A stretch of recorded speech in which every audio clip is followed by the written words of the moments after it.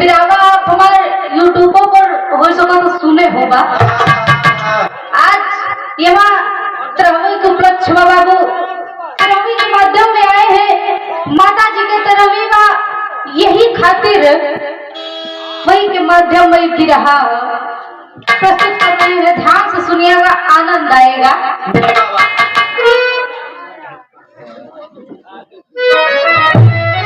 बड़ा ही प्यारा पुरस्कार आप श्री राज बब्बर बड़े भैया जी की ओर से ढोलक वादक हैं। बड़ा बढ़िया बजा हुआ थे ढोलक। भैया जी के तरफ से 20 रुपया पुरस्कार, बहुत बहुत प्रणाम, आशीर्वाद की कामना। आदमी चाहता मान सम्मान है और सारी दुनिया का सुख चाहता आदमी।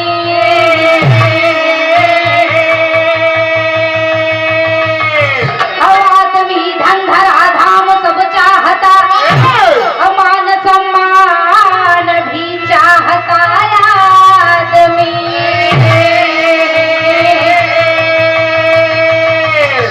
आदमी कर्म कुकर्म कर ही रहा तो दुश्मनों का पतन चाहता आदमी।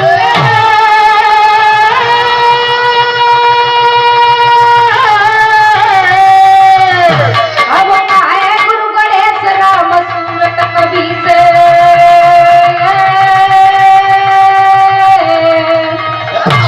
अब बस मरना नहीं चाहता आदमी।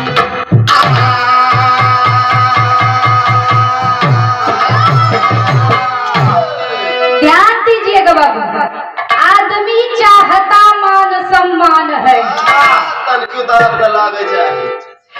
आदमी सब कुछ चाहता है बाबू। इस समाज में इज्जत शोहरत मान सम्मान सब कुछ चाहता है कि लोग हमारे बड़ा प्यार से और बड़ा ही अच्छे से नाम आदर करें। धन दौलत भी चाहता है कि हमके धन दौलत से भगवान परिपूर्ण कर दे। और नाती पोता भी चाहता है, अपना परिवार भी चाहता है कि फल फूलत रहे। मैंने 2-4 नहीं 8-10 नाती नतकुर हो जाना। नाती पोता तो बड़ा गर्व से चले इंसान की हम इंसान नाती पोता धन दौलत रुपया पैसा माल खजाना जमीन जायदाद सब कुछ चाहत बा। ये सब होते हुए भी इंसान कर्म कुकर्म भी कर रहा है। बेईमानी बुराई चोरी डकैती भी साथ में चल रहा है। ऐसा कोनो इंसान नहीं बाबूजी कोनो न कोनो कमी या कुछ ना कुछ गलती ना करे। और उसके साथ साथ इंसान ये भी चाहता है कि मेरे बगल वाले का कब पतन हो जाए, ये हमारा दुश्मन कब मर जाए, कब एकदम नीचे गिर जाए। इंसान ये भी चाहता है दूसरे के कबू आगे बढ़े नहीं देखे चाहत। चाहत माने सिर्फ एक ही चीज नहीं चाहत। इंसान अपने विषय में एक ही चीज नहीं चाहत, वो मरे नहीं चाहत। इंसान चाहत कि भगवान जैसे माने बुढ़ाई आएगी एकदम लाठी डंडा लेकर डोलत डोलत चलत है, फिर भी सोचे थे कि भगवान अब 10-15 साल जियाए दे। कम से कम बिटिया के तनी शादी हो जाए तो नाती पोता तो देख ले। तर्ज लगा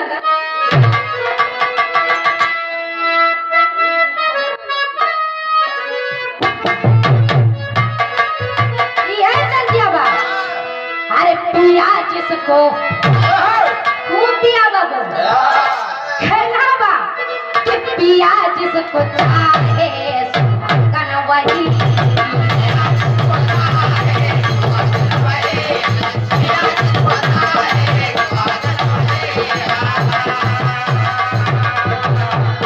अब पिया जिसको चाहे सुहागन वही है।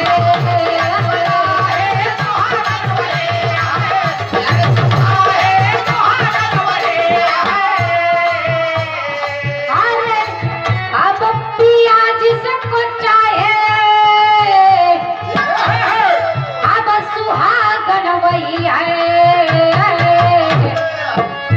अरे फिर हमें चले तो कन वही है।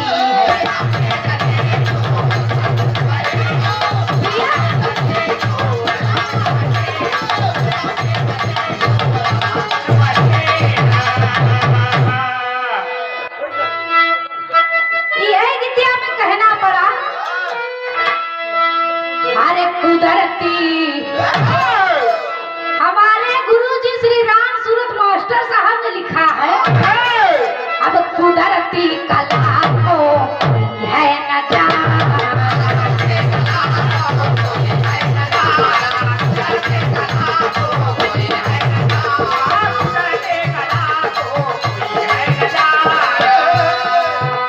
अब कुदरती कला को कोई है न जाना।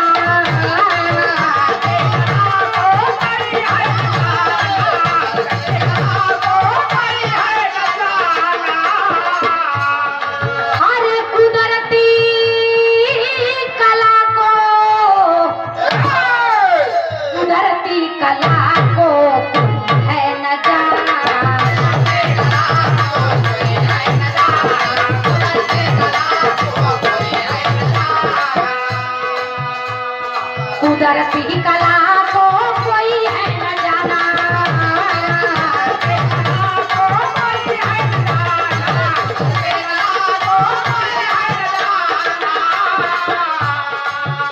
अब भरा सो भरा जो भरा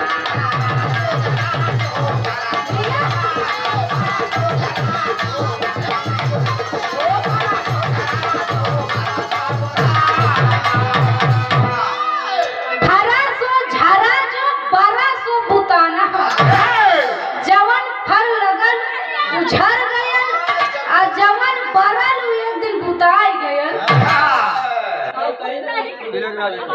गए जाला धरे तना जाते एक दिन खुजे बुझाई जाई। टेंशन मत ला। सही है ना वो अगर केहू के तरक्की देख के कोनो इंसान जलत है तो अपने आप ही बुझाई जाता है। पिया से बड़ा केहू नहीं है। यही से गीत की शुरुआत है मास्टर नजम के लाइन में कहना बा।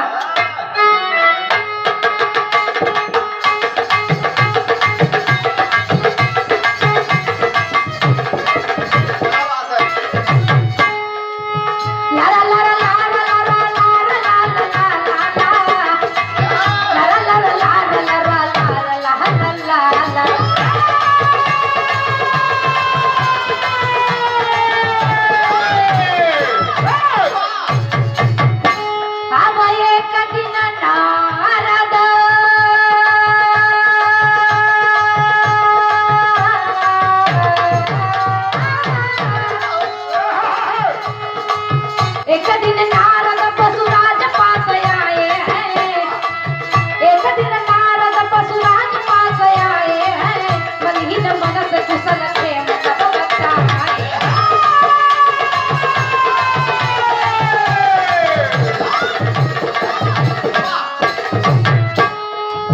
कहे पशुराज नारद युक्ति कुछ लगाओ ना। कहे पशुराज नारद युक्ति कुछ बताओ ना।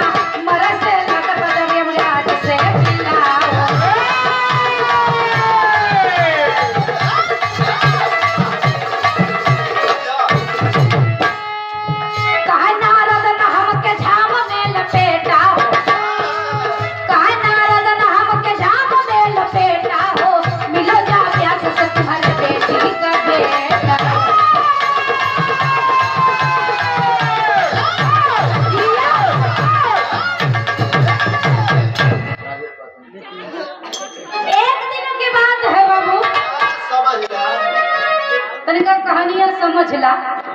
एक दिन नारद जी अपन बीड़ा सितार लिए टेरत नारायण नारायण नारायण करते हुए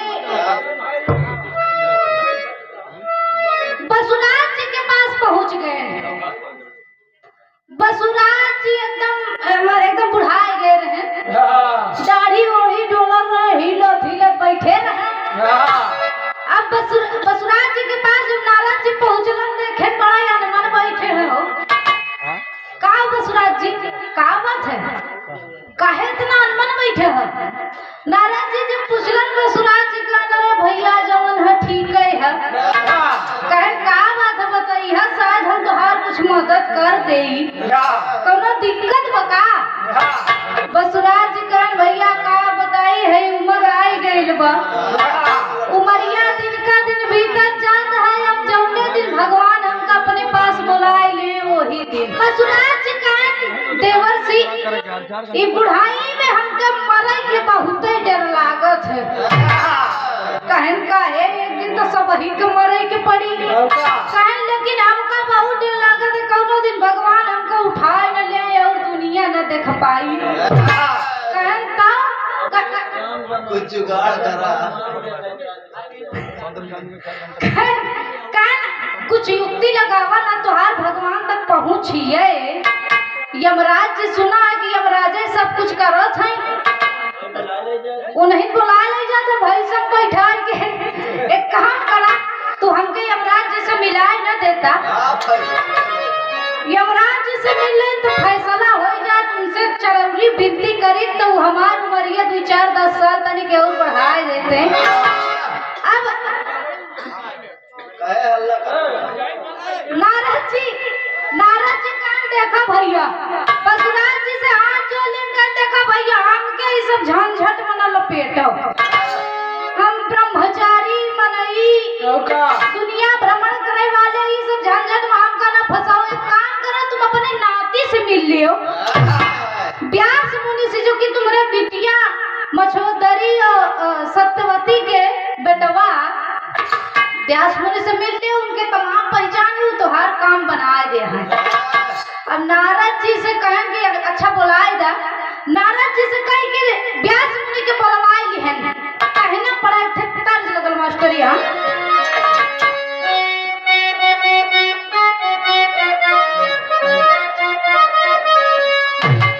ये नदियावा अरे तार लाग चोटिया हो सितार लाग चोटिया अब तार लाग चोटिया हो सितार लाग चोटिया या पर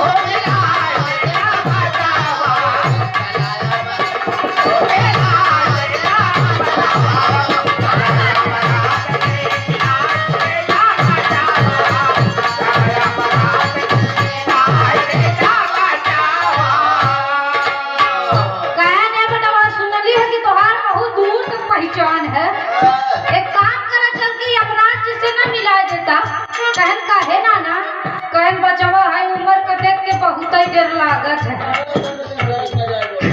कहना दी यमराज जी आए न जाए नहीं हमका बुला ले चले हमका मरे से बहुत डर लागत है बेटवा एक काम करा चला तो हमके यमराज जी से मिलाए के तनी से कुछ बातचीत कराए देता और कहा था कि नहीं ना कि ना हो वह माऊ हो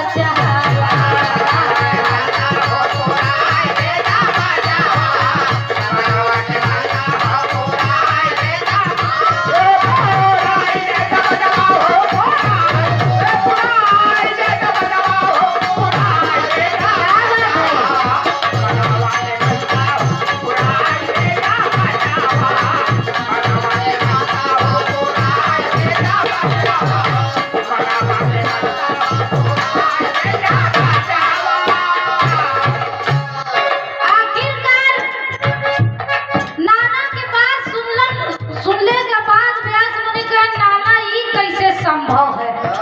भला कौनों के मौत कैसे टल सकत है? आज नहीं तो कल सबके मरे के पड़ी नाना। लेकिन बसुराज का ना बेटवा चल के एक बार कोशिश तो कैला, शायद कुछ काम बनी जाए। व्यास मुनि से जिद कैला बसुराज जी, तो व्यास मुनि कहा चला ठीक है, अच्छा जब तू नहीं माना तो चलो मुझे मिलाए दे दे, बाकी संभव नहीं है। एक दिन सबके मरे के पड़ी। व्यास मुनि बसुराज जी के लेके यमराज जी के पास पहुंचला न। एक ठेतर जगल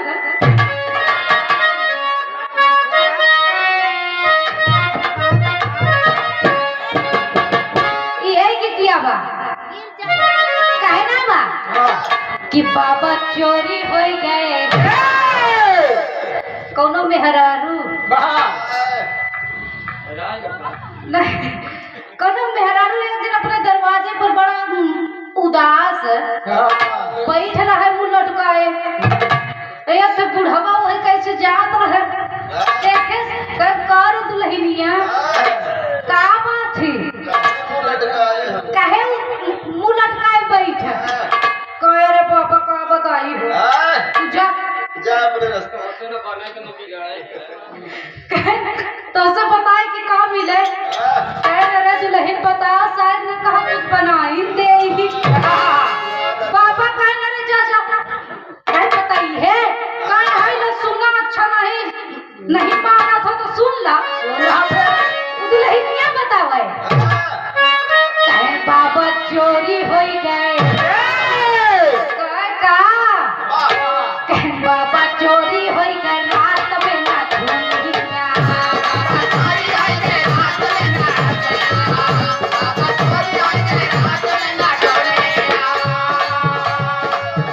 हम तो सुनत गइली जाकर सारी दुनिया, हम तो सुनत गइली जाकर सारी दुनिया।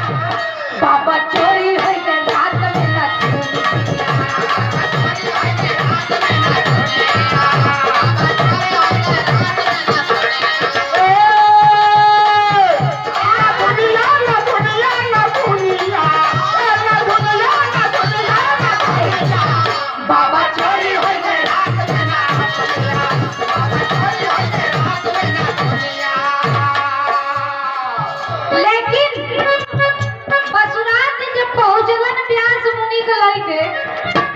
व्यास मुनि जाए के यमराज जी से कहे महाराज प्रणाम।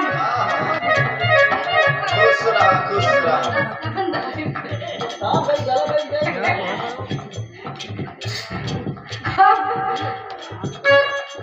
यमराज जी कहे व्यास मुनि क्या बात है, कैसे आगमन हुआ?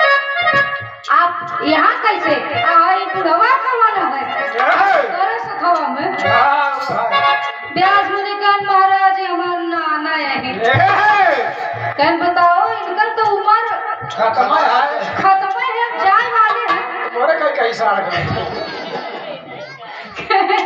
कहे लौट के अब यही आवेंगे तो अब ही कहे आई लो। कहे नर महाराज नहीं की खातिर आए हैं। कहे बताओ क्या बात है?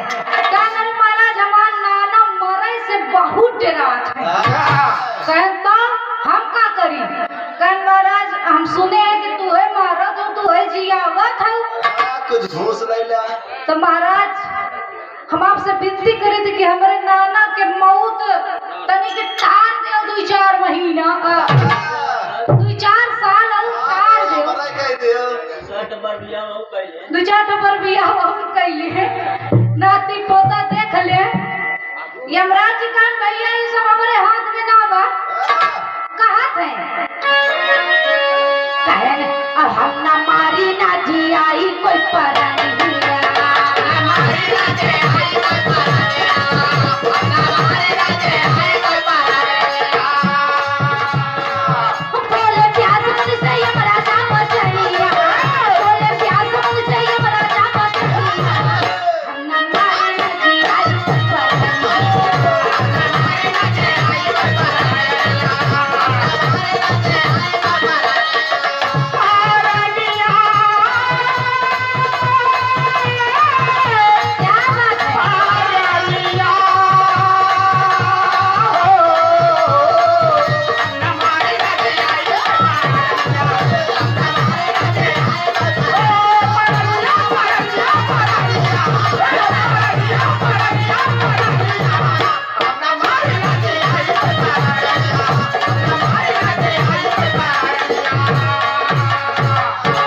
यमराज जी कहे भैया हमारे हाथ में कुछ नहीं बा, न हम मारते हैं न जियाते हैं। व्यास मुनि कहे हम तो सुना है कि तुम्हें न सबका मारत हो, समेट समेट लागे भैया। सबका धरती से तुम्हें समेट समेट लगते हो, और तुम कहा तो हमारे हाथ में कुछ नहीं है। कहे हाँ भैया हम मरे जिए की मालिक नहीं है, न मारी थी न जियाई थी। कहता तुम कहा हो बतावत है। कहे जेला रहा हुआ है करील रखवारिया,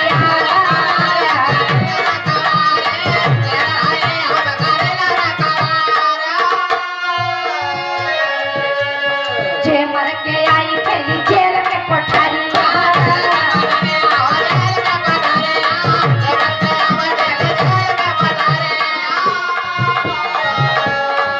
गीता मृत्यु देवा के बकारा सनिया, गीता मृत्यु देवा के बकारा सनिया, हम न मारी न जियाई कोई परनिया।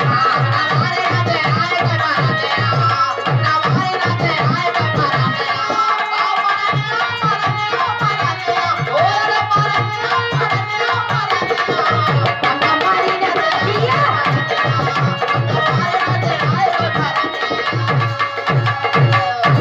कहे भैया हम एक जेलर हैं, हमको जेल की रखवाली के लिए तैनात किया गया है। पर वफादारी से ड्यूटी करी थी। हम जेलर हैं, जे भी मर के आता है हमें दिया जाता है, हम उसको जेल के भीतर सजा देते हैं जे जैसा कर्म करो तो बा। जा होगा। कहे भैया हमारे हाथ में कुछ नहीं, सब मृत्यु देव जी के हाथ में बा। कौन अच्छा कौन हाँ। अब व्यास मुनि कौन तो चलो ठीक है मृत्यु देव जी के पास चल जा। बसुराज जी लगन टून किया हुआ है। व्यास मुनि के बसुराज जी टून किया हुआ लगे ने बचवा इनहू के बुलाए चला। नहीं रास्ता में मिली। अगर इस साथे में चली है सिफारिश करी है तो शायद कि हमारा काम हो जाई। अब यमराजा जी के साथ में लेके 3 लोग हो गए, व्यास मुनि बसुराज जी यमराज जी, तीनों लोग मिल के चल दिए मृत्यु देव जी के पास। और वहाँ पहुँचल तो कहना पड़ा मास्टर के गीत लगल।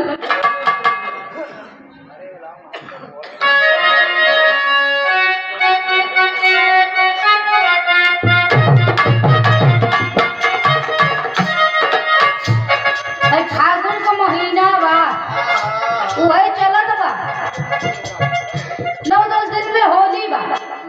कौनो सबके पिया घर आए गए, एक ठे दुल्हन के दुल्हा बाहर कमाए चला गए रे, वो बेचारा अउपई न भ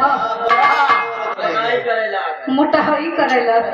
उ नहीं आवा तो दुल्हन के बड़ा क्रोध में आए के एकदम नंबर डायल कई के फोन लगा दिए, घंटी बजल बा। दुल्हा फोन उठाए कल का होगा बात है, दुल्हनिया कल का होगा के बुझात नहीं खे। भाई फागुन आई गयल, बसंती बयार बहे लगल, सरसों फुलाए गयल, कटा हो गए। आ तू का करत हो, काहे नहीं आइबा होली खेले बदे? दुल्हावा कहे देखई तू का इतिहास बतावा तो बताओ, साफ साफ बतावा का कहल चाहत हो। तो दुल्हनिया कहे अरे सरसों के फूल फुलाइल वाला मर के कहाड़ी घरे चले।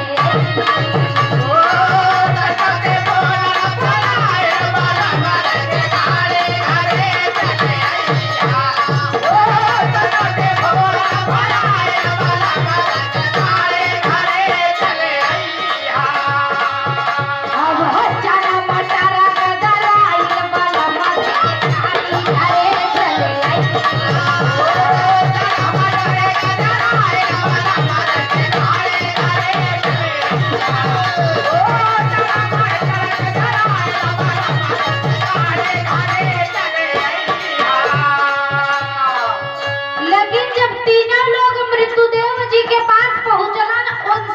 पूछला ना तब मृत्युदेव जी कहत है कि गलत जगह चले अइलाई हालत मृत्युदेव समझा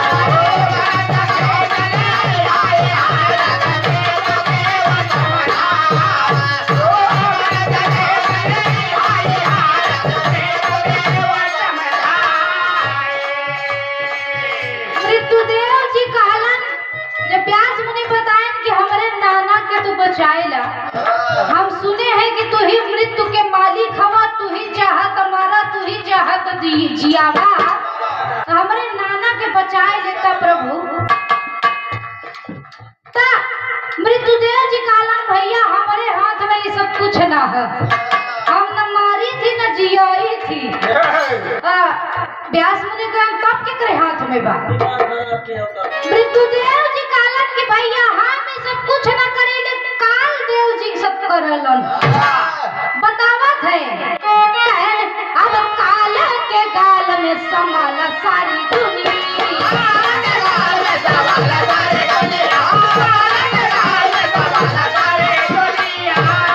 अब वो नहीं से जाके सुनैया कहानी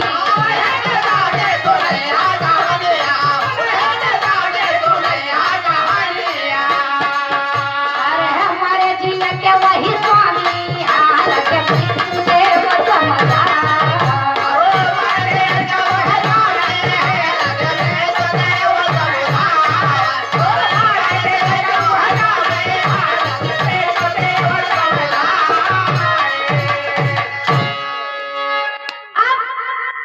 मृत्युदेव कहें भैया काल देव जी के पास जा हमके लागत है कि काल देव ही सब करेलन हम तो मृत्यु है जिसकी जहाँ मृत्यु आती है वो खुद वहाँ पहुँच जाता है हमका जाए की जरूरत ही नहीं पड़त जगह जहाँ मृत्यु लिखी रहता है वहाँ पहुँच जाते हमार काम है बस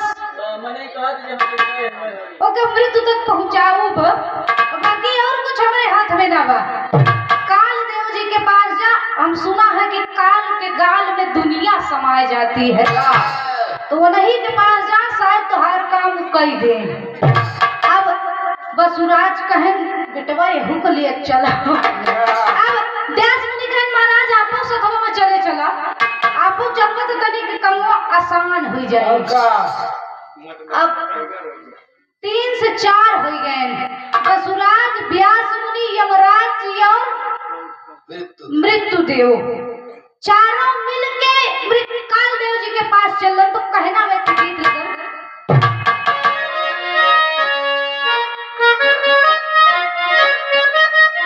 ये कर दिया बा पिया मोर रेलिया के ड्राइवरवा कोनो दुल्हे के दुल्हा रेल के ड्राइवर रहे अब भाई कुंभ का मेला लगल रहे तमाम गांव के औरतें जात रहे कुंभ के मेला लहाए भरवारी से भरवारी से जात रहे तो रेल जबाई ओमे तमाम औरतें रहे बुजुर्ग रहे जे तो मेहरार रहे नई नवेली अब सब जाए के स्टेशन पे खड़े हो गए जब रेल आई तो सब दुल्हनिया सब बुढ़िया जलती रहे सब लपक लपक जाए के चढ़ ली है अब ये जो नई नई दुल्हन रहे उ जैसे चढ़े के करे तो ओकर नजर ड्राइवर वाली सीट पर जब पहुंचा तो दुल्हनिया बड्डा घूंघट काढ़ के ये कोने जाए के खड़ी हो गई जी कुर्सी यार बुढ़िया आके दुल्हनिया चढ़िया चढ़िया नहीं रही है चली जाइए भाई छूट जाएगी अब वो दुल्हनिया कहा नहीं हम महीना चढ़ी कहे कह नहीं वो कह देखो कहीं कहाँ भा कहाँ हुआ गुड्डुआ के बाबू भाई कहे ना भाई देख ले हाँ तो मौका बहुत बिगड़िए गए यहाँ नौकरी करत करत मरे जाए थी तुमका यात्रा सुहानी तो बतावा रहे कि मोर पिया रेलिया के ड्राइवरवा और राजा मोर रेलिया के ड्राइवरवा हम नहीं रेलिया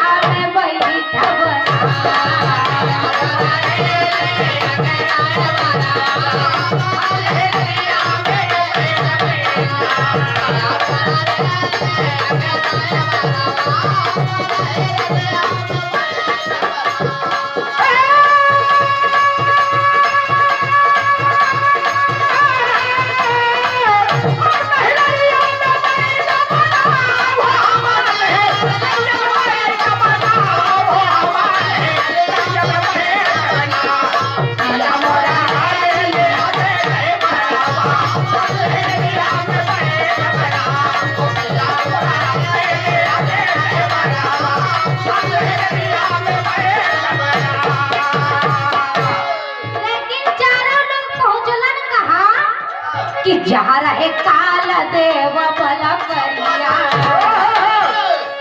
जहाँ रहे काल देव बल करिया, चारों मूर्तिया गए हो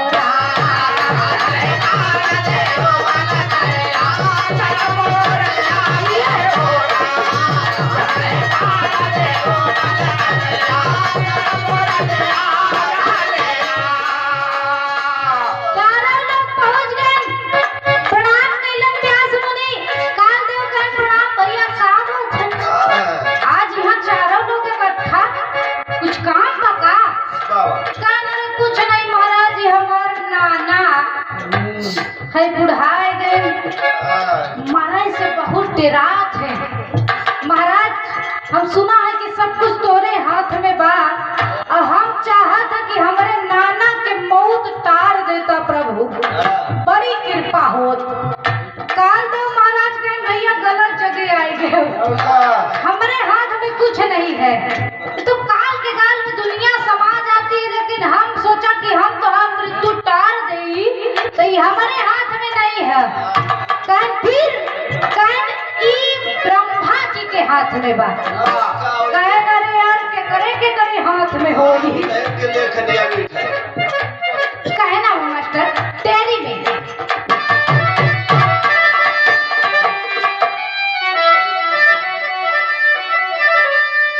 अब सैतिया के ऊके तारे नाटरी, सैतिया के ऊके तारे नाटरी, तो निश्चित ब्रह्मदेव करते सबकी मौतिया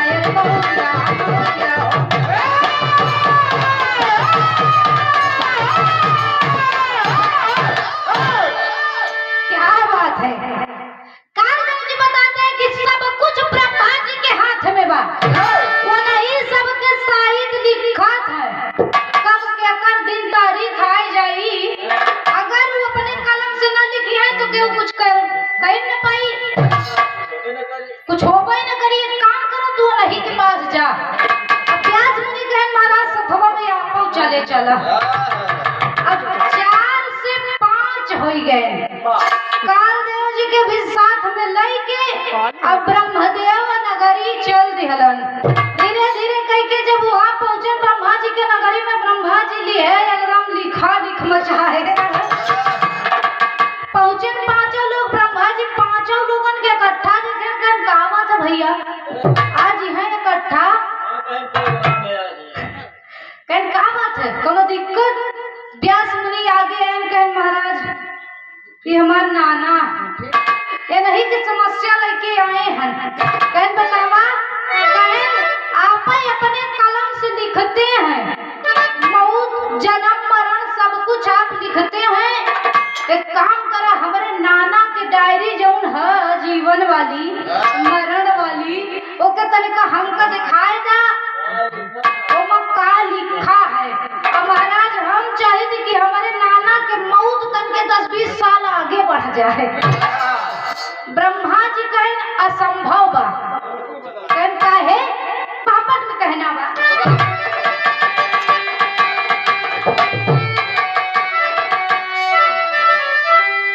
अरे मृत्यु असंभव लिखा ऊपर के पन्ना नन्ना खुश भइले, मृत्यु असंभव लिखा ऊपर के पन्ना नन्ना खुश भइले, अब मालूम पड़ता पूरी होई तब नन्ना खुश भइले।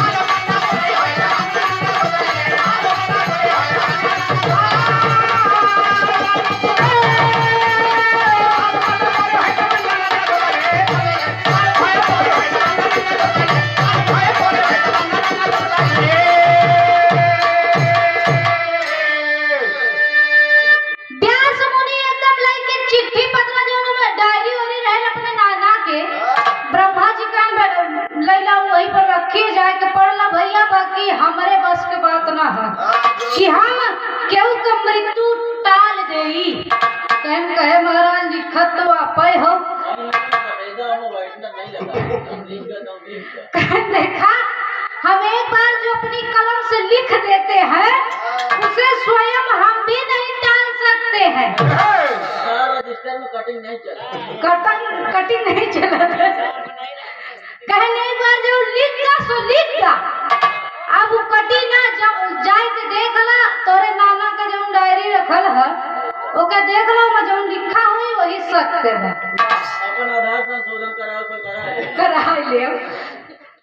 अब व्यास मुनि पहुंचन जाए के डायरी लेके अब पढ़ाई ना गए आज ऊपरवा वाली डायरी पढ़लन मृत्यु वाली तो में लिखा रहे कि बसुराज के मृत्यु असंभव बा। अरे बाप रे इतना जब सुनलन इतना सुनते हैं कि बसुराज एकदम उछला ही लागे। जवानी आगे कहना अरे बाप रे मृत्यु असंभव बा माने होबे न करी। हम इतना परेशान हो कि मर जावे लेकिन यह तो असंभव। अब नाचे खुद कई लागे व्यास मुनि का नाना तनिका रुक जा। अब बसुराज कहे अब व्यास मुनि से अन्ना तिलहला ना हो। अब तोरे अवते बदल गवा सब विधि का विधान हो। अब गवा पढ़ते व्यास मुनि चौकन्ना नन्ना खुश भइले तब मालूम पड़ता पूरी होई तमन्ना नन्ना खुश भइले।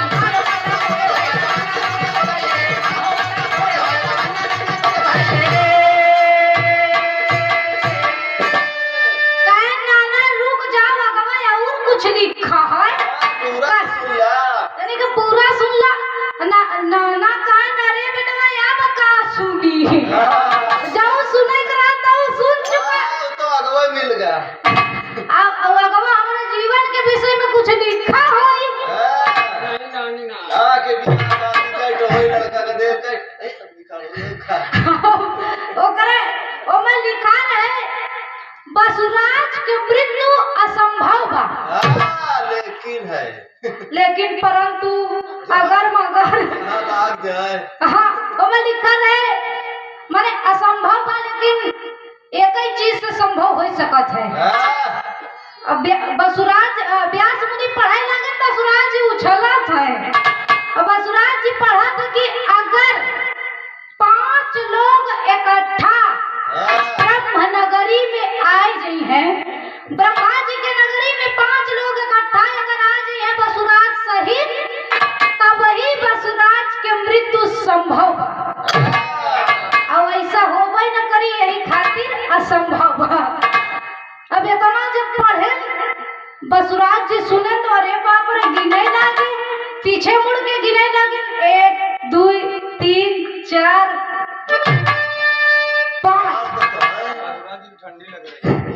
बसुराज जी देखे न एकदम हक्का बक्का रह गए बाप रे बाप अपन मौतिया हम खुदा ही बुलाए ब्रह्मा जी के नगरी में। अब उनके दिमाग में चला कि हम इनमें से भाग जाए से दूरी तो हुई कहीं 5 इकट्ठा इनमें से हम भाग के अलग दूर भाग जाए तो हमारी मौत न होई दिमाग तेज लगाए और इतना सोच के भागे लगे तो कहना बाल हमें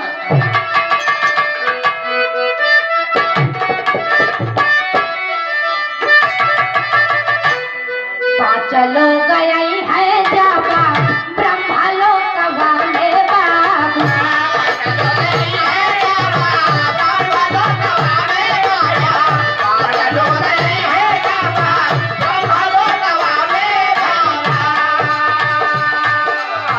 बनी है बासुराज के मौतिया के विधान।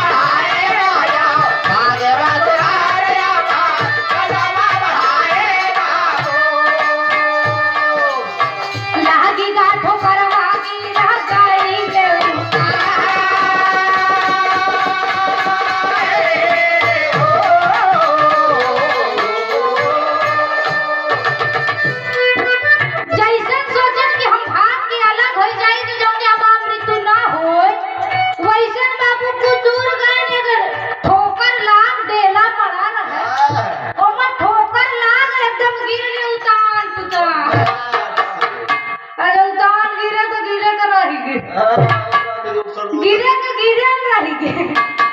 अब ब्याह सुनी डायरी वायरी फेंक के भागे ना ना ना ना ना ना कैसे गया तो भरम ना होई ना ना ना ना ना ना करत तो देखे जाए के एकदम शरीर और ये छुए तो एकदम ठंडी ना कह के ना ना ना ना ना रे ना ना ना ना ना हो गए। अब एकदम लाश पड़ी है बाबू, प्राण पखेरु उड़ गए। अरे बाप रे यही खातिर कहना हो बाबू लास्ट में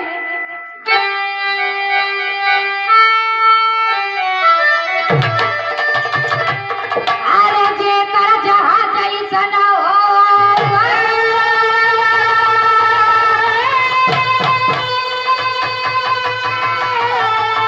अब जे कर जहाज ऐसन विधानवा पड़ी तब भागे बाची न परनमा होता बने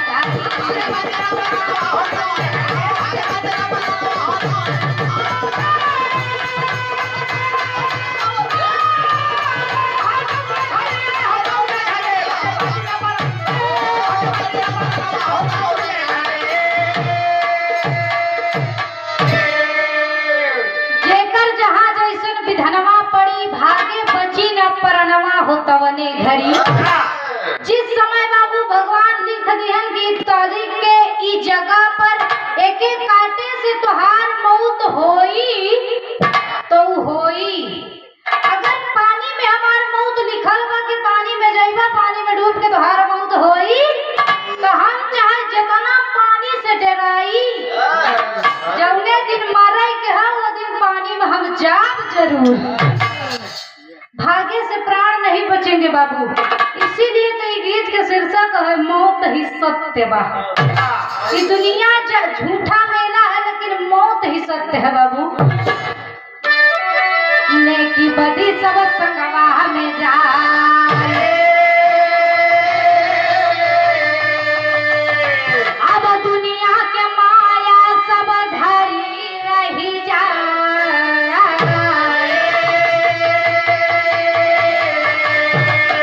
अरे साथी से घाती कोई कुछ ना करी अब आगे बची न परनवा होता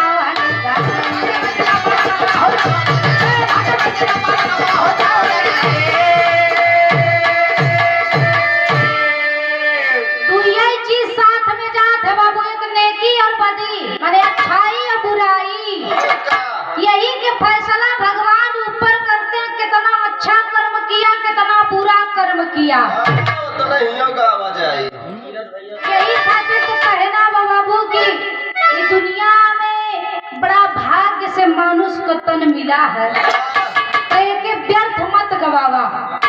अच्छा कर्म करा, कुछ ऐसा कर्म करा कि लोग जन्म जन्मांतर तक याद रखें, मान सम्मान के साथ तुम्हारा नाम ले। गौरवमयी बनो। गीत हमारा समाप्त बा। अगले साथी का नंबर